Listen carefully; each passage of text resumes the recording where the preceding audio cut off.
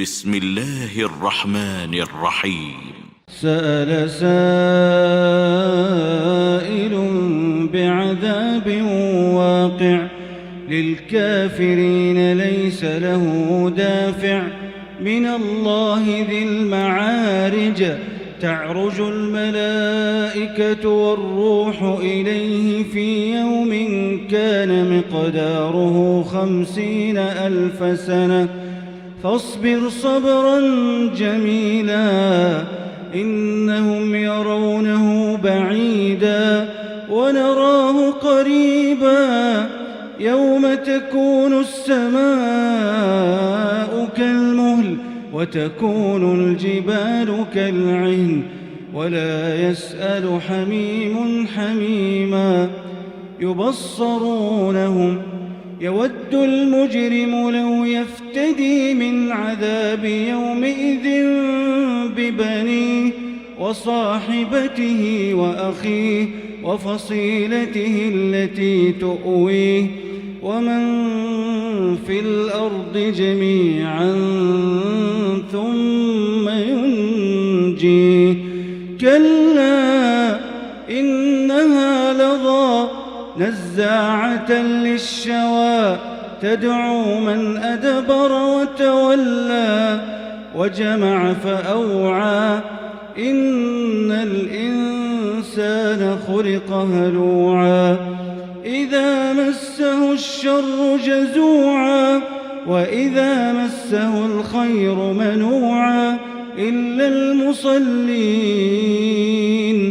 الذين هم على صلاتهم دائمون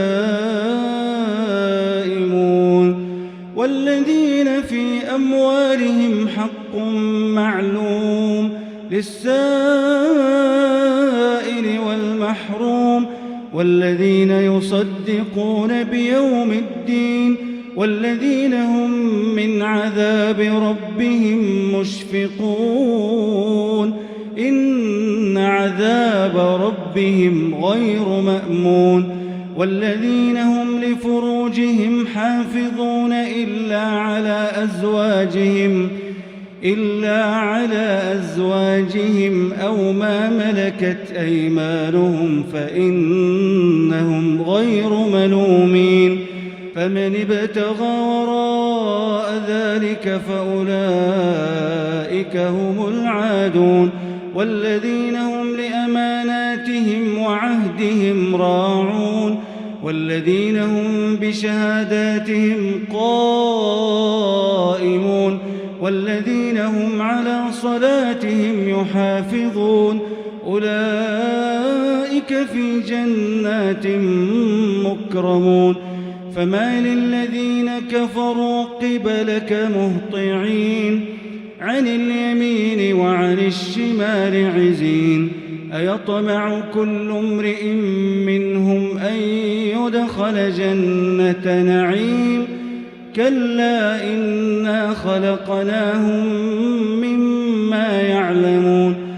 فلا أقسم برب المشارق والمغارب إنا لقادرون على أن نبدل خيرا منهم وما نحن بمسبوقين فذرهم يخوضوا ويلعبوا حتى يلاقوا يومهم الذي يوعدون يوم يخرجون من الأجداث سراعا كأنهم إلى نصب يوفضون خاشعة أبصارهم ترهقهم ذلة ذلك اليوم الذي كانوا يوعدون.